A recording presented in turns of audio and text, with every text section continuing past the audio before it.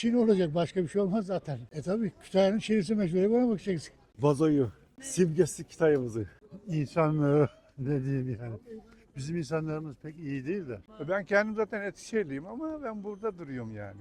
Kütahya'da şaşıracak ne var? Ne güzel lokantalar açtı belediye. Ben ona yani çok memnunum.